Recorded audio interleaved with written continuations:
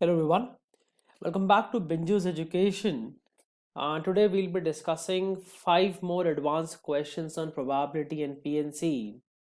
This video is in continuation with the first video and advanced question on PnC and probability. Okay. Now, if you're watching this video for the first time and if you are still learning PnC and probability, then I would suggest you to go through the basics of probability and PnC first. You can simply type Benju's Education, ACT plus GMAT plus GRE on YouTube and go to the playlist, and then from there you can go through the videos of PnC and probability. Learn the basics first and then come back here, because in today's video, we will not be discussing any basic. We'll simply be understanding how to solve difficult level questions. Okay, we are already done with 5 questions. So from today, we'll be basically starting with the 6th question. And in the first video, we did questions in the jumbled manner. So probably we'll be doing questions today also in jumbled manner. All right. So I'm going to show you a question on screen. You will pause the video, you'll try to attempt that question with whatever knowledge you have, with whatever solving skills you have, and then you'll be uh, playing the video again in order to understand how to solve a question. Okay. All right. So today we'll be discussing 5 questions, and one of them will be a data sufficiency question, which is a part of GMAT exam. The other 4 can be for GMAT as well as for GRE. Okay. All right. So let's get going. Let's start with let's start with this question number 8. Pause the video and give this question a try, please.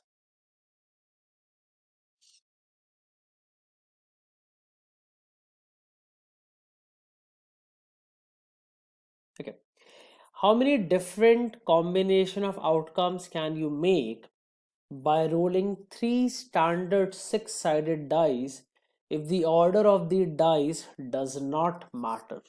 Now, the question says the order does not matter. Now, first of all, let's talk about 3 dices. So if we have 3 dice, you will have outcomes. If we consider that the dices are different or the order does matter, then we can say that the outcome will be something like this. You will have 1 1 1, then you will have 1 1 2, and so on and so forth. You will go up till 1 1 6. Then you will start with 1 2 1, 1 2 2, and so on and so forth, 1 2 6. Then you will be going up till 6 6 1, and this will go up to 6 6 6. So basically there are 6 possibilities from dice 1. So dice 1 6 possibilities, similarly dice 2 6 possibilities, and dice 3 again 6 possibilities. So 6 into 6 into 6, there will be a total of 216 different possibilities, considering that the dices are different or the orders of the dice do matter. So it will simply be equal to 216. Now the question here is that the order does not matter. Now what do you mean by the question when it says that the order does not matter? If the order does not matter, then an outcome like 1 2 3 or 2 3 1 or 1 3 2 will be considered as only one outcome.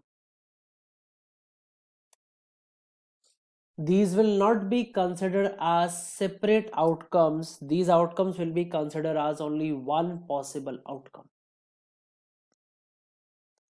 Now if you are rolling 3 dices, this is the situation in front of us. Now what I'm going to do is I'm going to remove this so that we'll go back to our question. Now we have understood what will happen when we're going to have 3 dices. So if we are rolling 3 dices, there are 3 possibilities. Possibility number 1, all digits are same. That is, digit on the first dice is equal to digit on the second dice is equal to digit on the third dice. And if all the digits are same, whether the order matters or whether the order does not matter, you will only have 6 possible outcomes.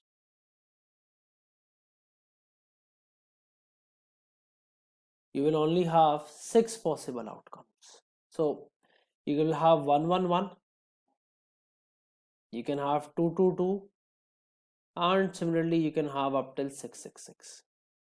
This will not change. Whether the order matters, whether the order doesn't matter, this will always give you a total of 6 possibilities. Now, the second case, when two digits are same.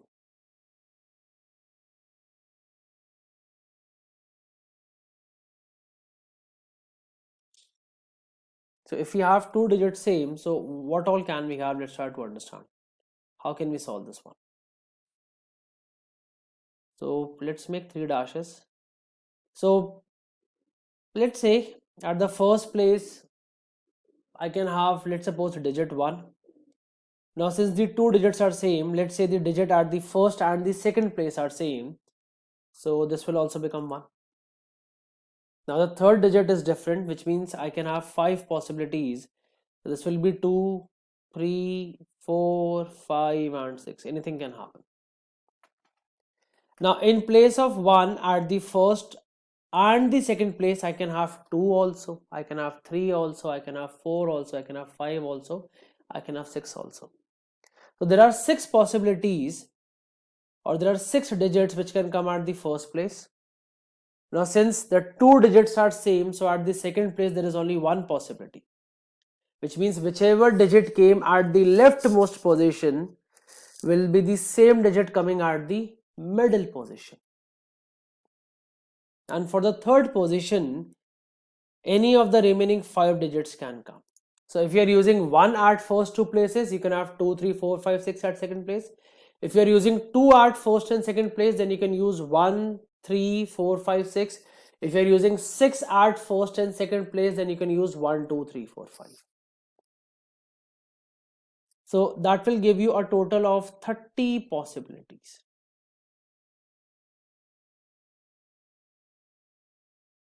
Now since the order does not matter, so we will not consider arrangement. Since the order does not matter, we will not consider arrangement. We will not consider that because the question specifically says that the order does not matter. So whether you have 116, 161 or 611, all of them will be considered the same, exactly the same. There is no difference. Okay. The third case, when all digits are different.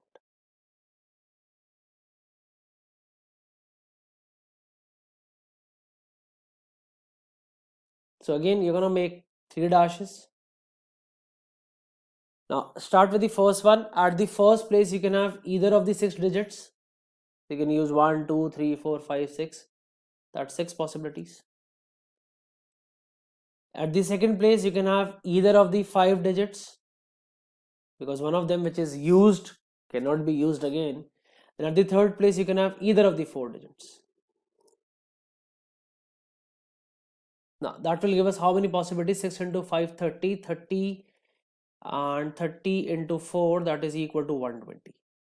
But now this is 120 is not the correct answer for all digits different, because when you do 6 into 5 into 4, basically when you multiply things, you are also taking, or basically you are permuting them, you're also taking order into consideration.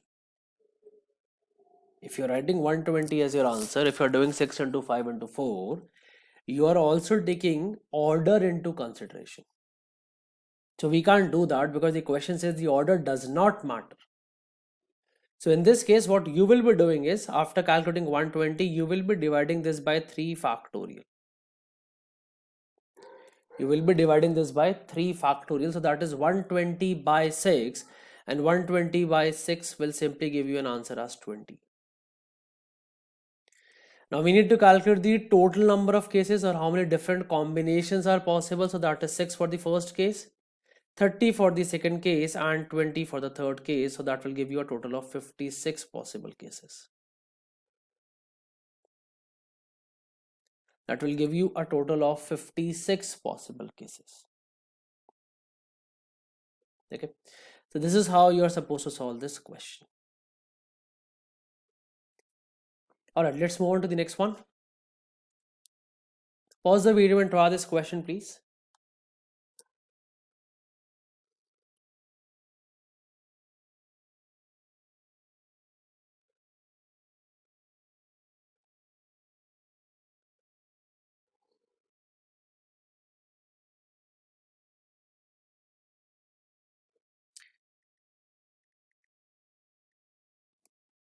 All right, let's see how we can solve this one.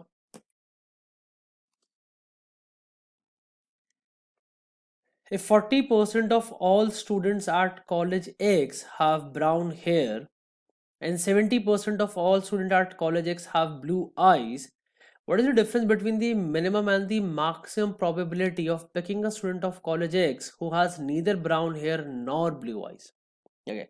So as soon as I read this question, I would realize that this is a question based on the matrix concept of Venn diagram. So the two things that we are talking about here is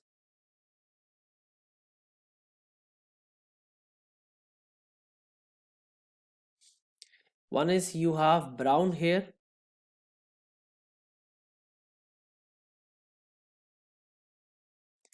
then we have no brown hair, then we have blue eyes, and then we have no blue eyes.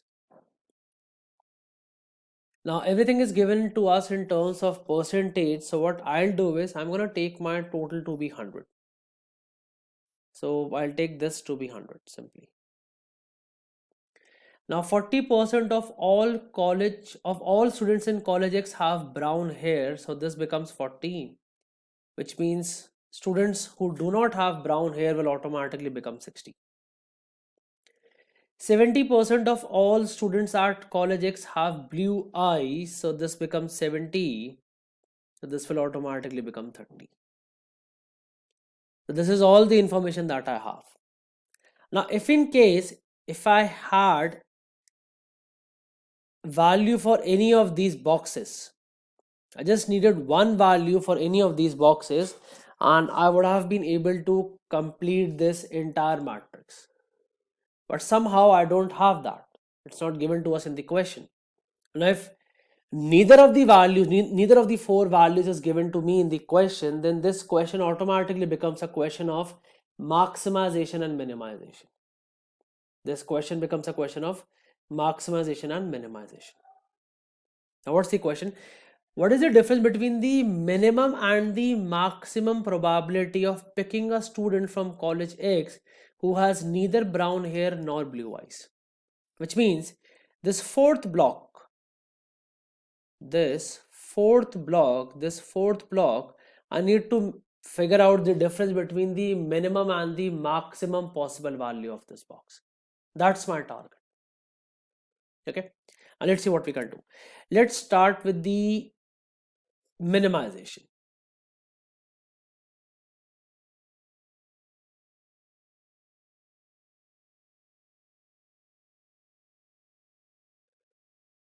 Okay, now let's say that the minimum possible value of this block is 0. I do not know what it is now. Let's consider that to be 0. We'll have to see if 0 is a possibility or not. Now, if this is 0, then the block just above it will automatically become 60 because the sum of no brown hair is 60. Then the block just to the left of 60 will automatically become 10 because the sum of blue eyes is 70. And the block just below 10 will automatically become 30 because the sum of brown hair is 40. Now this satisfies 10 plus 60 70, 10 plus 30 40, 60 plus 0 is 60 and 30 plus 0 is also 30. So all four calculations are satisfying. Now you can't go below 0, it's not possible. You can't have negative number of students or negative percentage of number of students having no brown eyes and no blue eyes and no brown hair. So the minimum possible value of this block 4 is 0.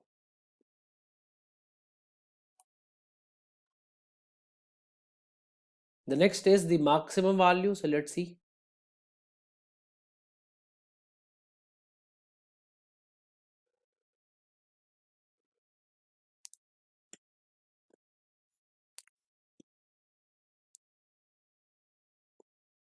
So I need to maximize this block 4 now. So let's start with the value 60, because this block 4, the total of no brown hair is 60. So let's start this with 60. If this is 60, then this will automatically become 0 and this will automatically become 70. Now, if you talk about this block here, then this value will automatically become minus 30, which means something is wrong. And this has to be wrong because what we are doing is incorrect. If you want to maximize this value, which is no brown hair and no blue eyes, whenever you're going to maximize, you're going to look at both the values, the sum of the column as well as sum of the row. You will have to take both the cases into consideration while maximizing or minimizing. You will have to take sum of the row as well as sum of the column. And whichever of them is minimum will technically be your maximum value. Whichever of them is minimum will technically be your maximum value. Now, the minimum of the two here is 30. So let's put 30 in place of 60. So this is 30, which means this will automatically become 0, this will automatically become 30, and this will automatically become 40. So the maximum possible value that you can have is equal to 30, 30. So what's the question? What is the difference between the minimum and the maximum probability of picking a student from class 10 who has neither brown hair nor blue eyes? So let's calculate probability. So for minimum, probability will be 0 by 100. So that is simply 0. For maximum, it's 30 by 100.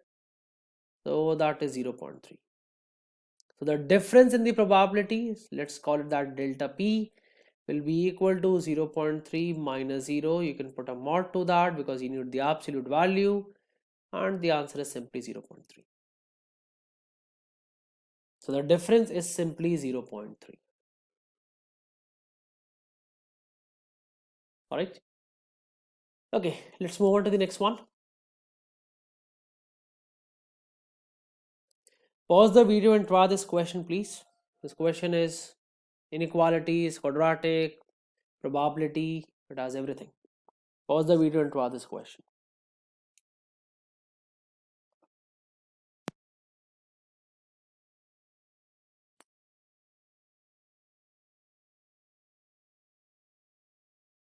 All right, let's see how we can solve this one. So we have p square minus 13p plus 40 equal to q. P is a positive integer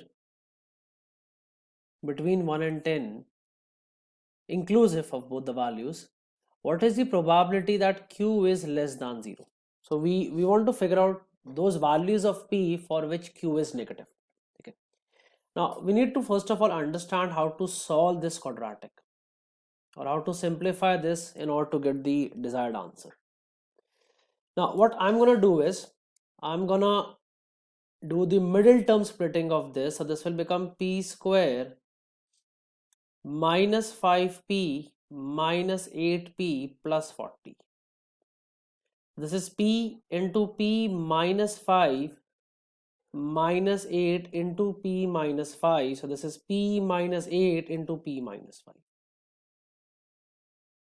So this is what q is actually equal to. Now this is an equation of parabola and its roots will be 8 and 5. You can see that this equation is the root form of quadratic equation.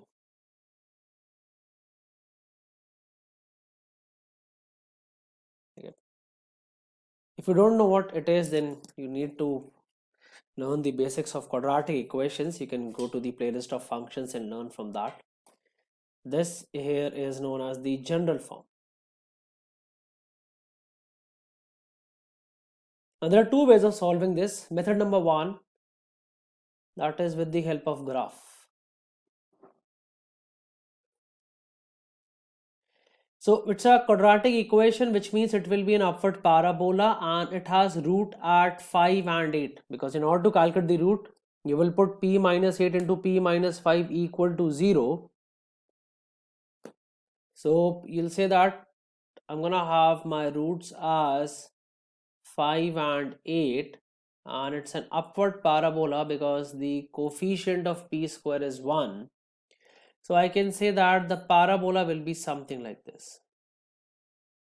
This point will be 5 comma 0 and this point will be 8 comma 0. Now this horizontal line is basically your x-axis, right? This is your x-axis. So parabola, the value of the parabola, or the, because let me draw the y-axis also. So you will have y-axis somewhere here. Now if the parabola, whenever the parabola stays above x-axis, then the value of y will be positive, and whenever the parabola is below x-axis, then the value of y is negative. So the value of the parabola will be negative for this portion, that is between 5 and 8. The value of the parabola will be negative for the portion which is between 5 and 8. Apart from that, it is always positive. So I can say that when x is equal to 6 and 7, x being positive integer, or x being integer, because I don't even have to think about negative in this case, because it's only negative between 5 and 8. So when x is 6 and 7, considering that x is positive integer, because that's what given to us, only for these two values the parabola is negative, or the value of the parabola is negative, which means only for p equal to 6 and p equal to 7, q will be negative, because that equation is equal to q. P square minus 13p plus 40 is basically equal to q. So for p equal to 6 and for p equal to 7, q will be negative. Apart from that, it is either 0 or positive. You can say it is 0 at 5 and 8, and for all other values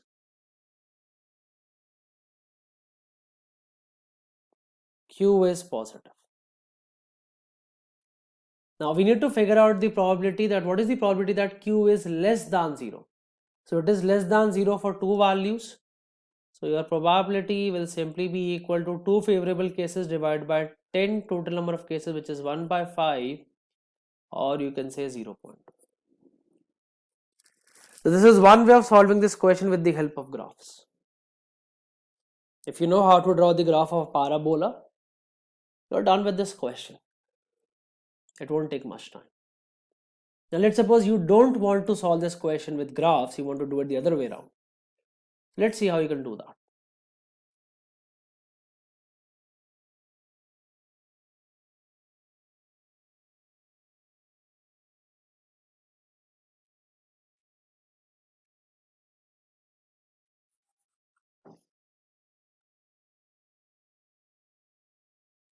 So now we are going to method number 2. That is the number line method.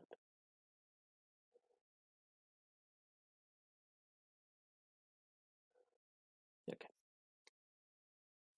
So I have p minus 8 into p minus 5. This is basically my function, p minus 8 into p minus 5.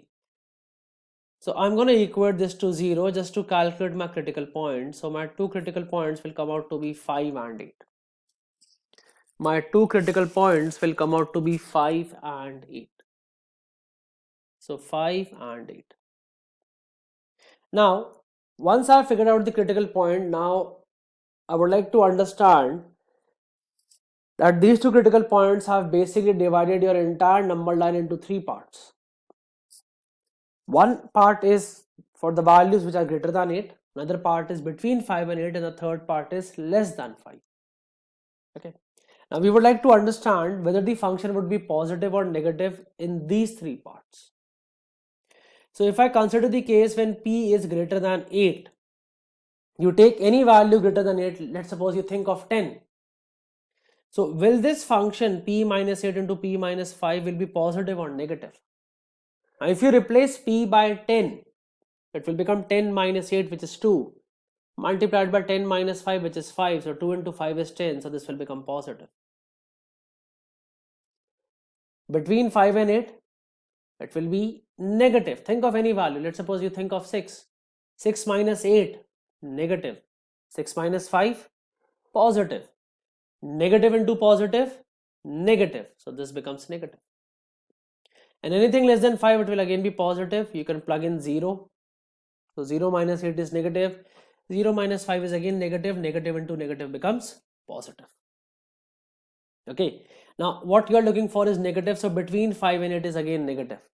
So which two integer values are there? You have 6, you have 7.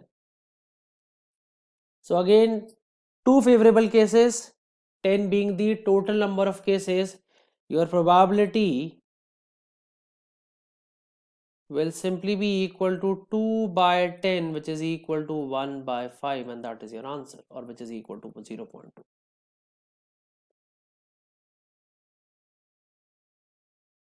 So we can solve this question either way, it doesn't matter.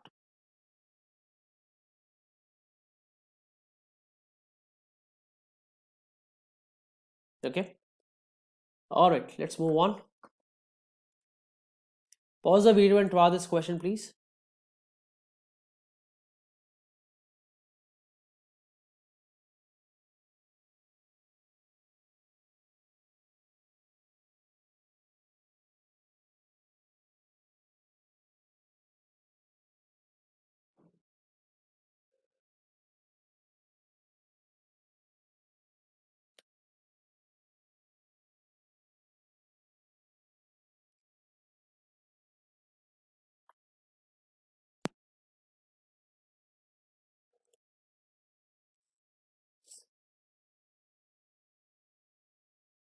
All right, let's see how we can solve this one. So we have Larry, Michael, and Doe have 5 donuts to share. If any of the men can be given any whole number of donuts from 0 to 5, in how many different ways can the donuts be distributed? Now, this is a typical question on distribution.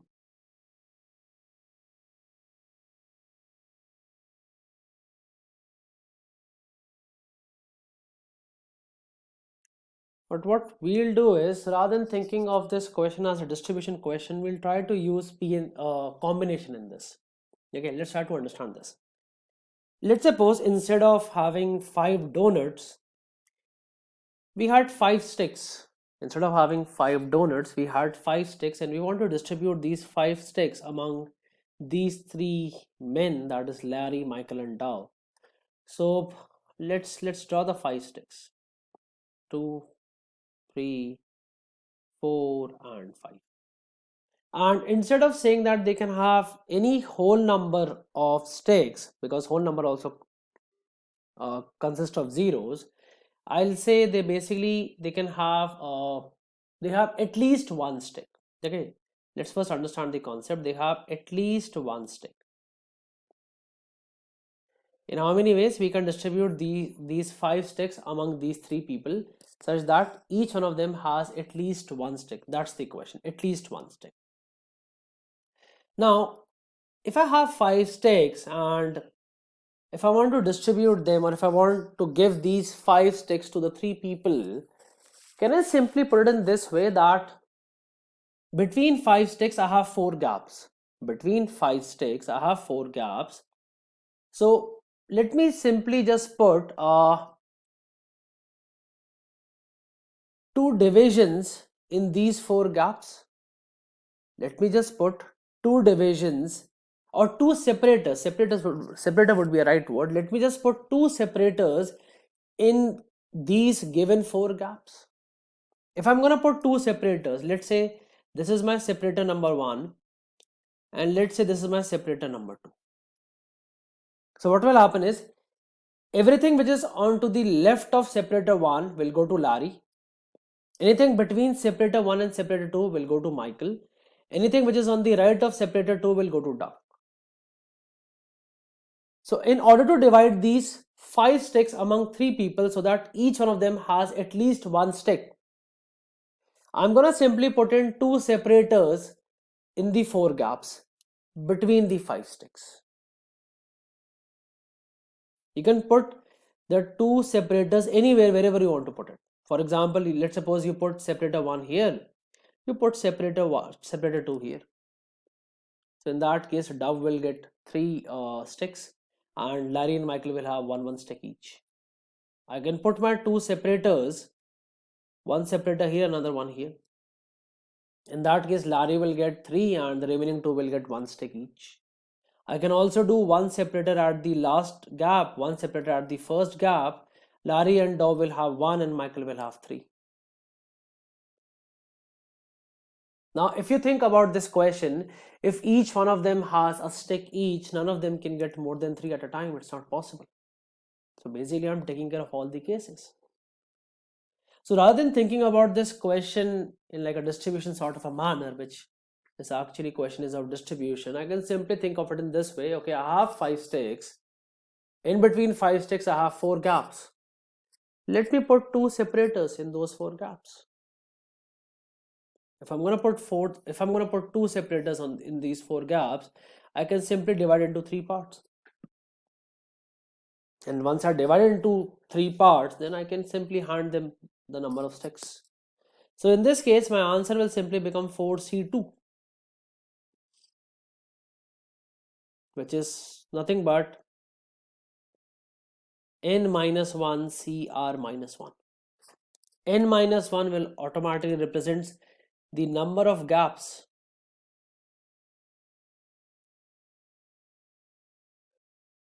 between n items. And of course, you will always have one less gap. If you have 2 items, 1 gap, 3 items, 2 gap, 4 items, 3 gaps, n items, n minus 1 gaps. And R minus 1 will basically represent the number of partitions.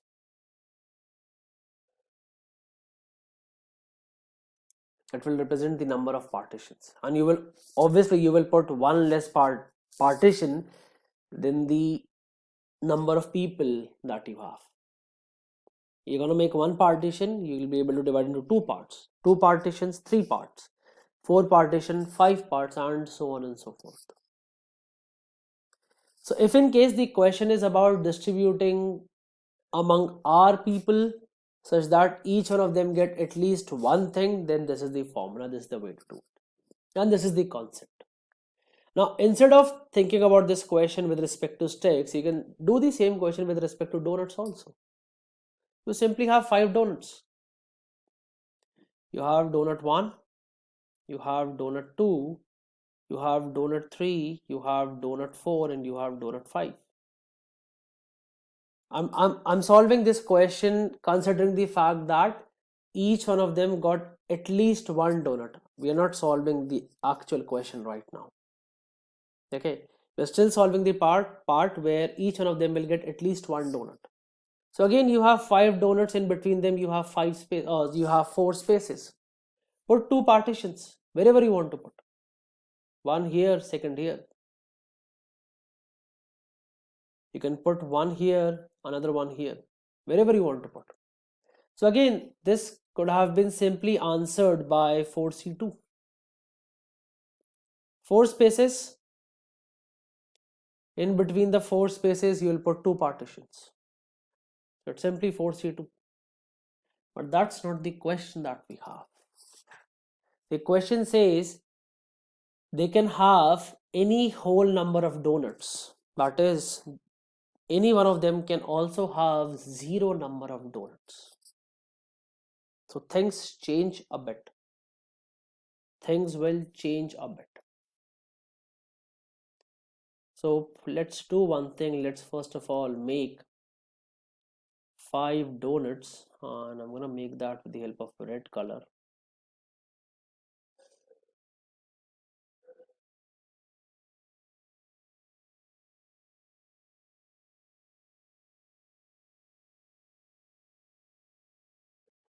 Now I can't simply put partitions. It's not possible.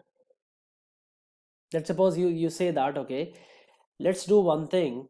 Rather than only thinking about the spaces in between the donuts, let's also think about the spaces to the left of the leftmost donut and to the right of rightmost donut. So I'll say, okay, fine, that also works. In this case, you can provide all the 5 donuts to Michael, and Larry and Dow will get no donuts. But what about the case when we want to make Michael 0, or when we want to give Michael 0 donuts? You can't put both the both the partitions in one space.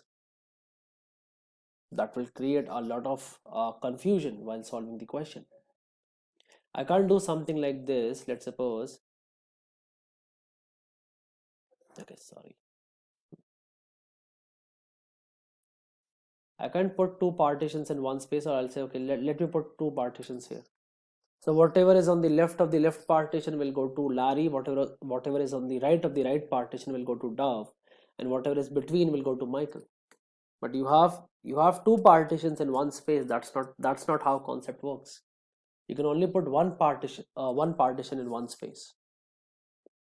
Now since any of them can have 0, so what we will do is we'll basically include 3 zeros.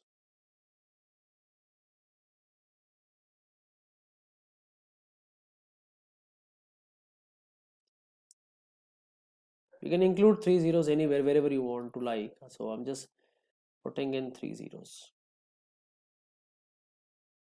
Wherever you can place them according to your requirement, you can place them anywhere, wherever you want to place them. That's completely your call. Now when you place 3 zeros, what will happen is your spaces will increase. So now you will have 1 space, 2 space, 3 space, 4 space, 5, 6 and 7 spaces. And how many partitions? Again, you're looking for 2 partitions, that's it. So your answer in this case will simply become 7C2, which is nothing but n plus r minus 1 cr minus 1. And it will always happen in this way. Is equal to n plus r minus 1 cr minus 1. And let's suppose you want Larry to have none of the donuts, or probably you also want Michael to have none of the donuts. So what we'll do is we'll simply start shifting these zeros. So what I can do is I'll remove these zeros because the zeros can be placed at any of the given spaces. So I'm gonna put 2 zeros, 1 0, 2 zeros here, and I'm gonna put third 0 here. So one partition, second partition. So all the 5 donuts will go to down. So you can interchange the positions of these zeros also as per your requirement, and then accordingly you can put the divider or you can put the partition. So if in case the question is when you have at least one, then this is the way to do it. And if the question is about 0 or more than 0, then this is the way to do it. So you can simply calculate 7C2, which is our answer in this case. So that is 7 factorial by 2 factorial into 5 factorial, which is 6 into 7, 42 by 2, which is 21. So there are 21 ways in which you can distribute these 5 donuts among 3 friends. Okay, now the last question, this is a question on data sufficiency. So pause the video and draw this question, please.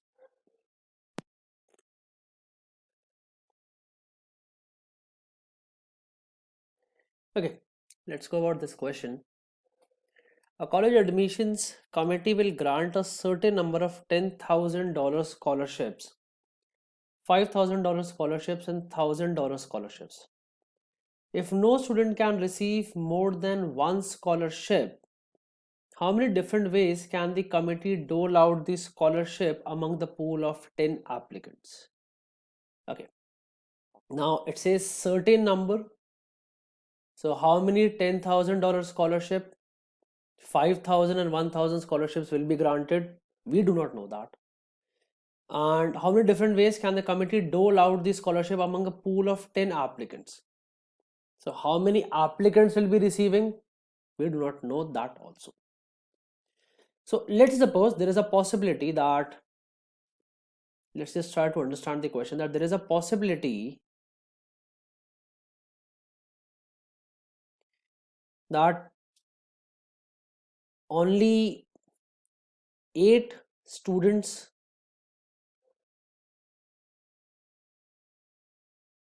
receive scholarship, because the question does not say that each one of them is going to receive this scholarship. So let's say only 8 of them receive this scholarship, and 3 receive a scholarship of, let's suppose, 10,000, 4 receive a scholarship of 5,000, and one of them receive the scholarship of 1,000, and then there are 2 who did not receive anything. So let's say the number of people who receive scholarship of 10,000 are represented by A, those who are winning 5,000 represented by B, and those who are winning 1,000 represented by C. So the total number of ways in which 8 students will receive scholarship, of which 3 will receive $10,000, 4 will receive $5,000, one of them will receive $1,000, and 2 of them will receive nothing. The total ways can simply be given as 10 factorial divided by 3 factorial into 4 factorial into 1 factorial into 2 factorial. That is like you want to arrange A, B, B, B, B, C, and D and D. I'm saying D for those who did not receive anything. Now it may happen that the first child received 10,000, fourth one received 10,000, and seventh one received 10,000. So 3 received 10,000, but those 3 can be any 3 children, right? So, or any 3 students. So we do not know that which student will receive which. But yes, if we get to know that 8 students are receiving scholarships, of which 3 are receiving 10,000, 4 are receiving 5,000, one is receiving 1,000, and 2 of them are receiving nothing, then you can definitely calculate the total number of ways. This can be done. This can definitely be done. Now, the actual question, we are not looking at the statement 1 or 2. The actual question actually lacks both these statements. First is, how many students are receiving? That's the first question we want to answer. And how many students under which category? That's the second question. How many students are receiving? That's the first question. And how many students are under which category? That's the second question. These are the 2 statements that we are looking forward to. We just know that certain number of scholarships are being awarded. How many? No idea. There are 10 students. There is a pool of 10 students, but out of those 10 students, how many are receiving? No idea. And we need both the pieces of information in order to answer the question. And let's see which are the 2 statements provide us with that information. First one says, in total 6 scholarships will be granted. So we have the answer to the first question, that 6 scholarships will be granted, but 6 scholarships of which 10,000, 5,000 or 1,000, you do not know that. It may happen all 6 are of 10,000. It may happen 5 are of 1,000. One is of 10,000. So there are like a lot of cases, a lot of possible cases. So do you have a specific answer? No. And unless and until you have answer to both these questions, you cannot have a specific answer. You will always be having multiple cases. So D, A, B, C, E. A goes out, D goes out. Statement 2 says, an equal number of scholarships will be granted at each scholarship level. Okay, fine. When you say equal number of scholarships, so A is equal to B is equal to C. This is the this is what statement 2 is saying. Statement 2 is saying A is equal to B is equal to C. It can be 1, 1, 1. It can be 2, 2, 2. It can be 3, 3, 3. Which are the three cases? No idea. We don't know. So B also goes out. Now if I combine both of them, the first one says a total of six scholarships and an equal number of scholarships, which means A plus B plus C is 6, and all of them are equal, which means A is equal to B is equal to C, which is equal to 2. Which means if you want to figure out the total number of possibilities, now you will have one unique answer, and that will be equal to 10 factorial divided by 2 factorial, 2 factorial, 2 factorial and 4 factorial. 2, 2, 2 is because of A, B and C, because all of them are equal, and 4 is representing those 4 students which will not receive anything. So your answer will simply become option number C.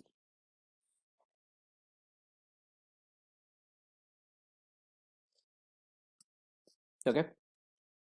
So these are the types of questions that you can expect in your GRE or GMAT exam. Difficult level of questions from PnC and probability. Okay. So thank you so much guys for watching the video. Please do subscribe the channel for more videos and exam related content. If you have any questions, any queries, any concerns regarding GRE and GMAT or SAT exam, you can always connect with us. And if you're looking for any personalized classes, then you can always connect with us for GRE, GMAT or SAT. Thank you so much guys. Keep watching and keep learning. Thank you so much.